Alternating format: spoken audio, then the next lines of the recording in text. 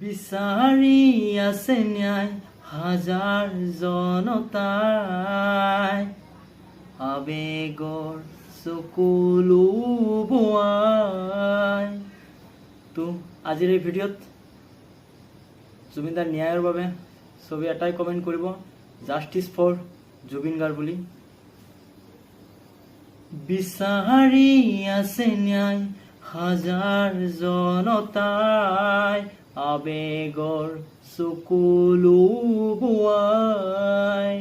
ধনৰ টোপোলাই পতা গুছে, অপৰাধীও হাৰি যায়।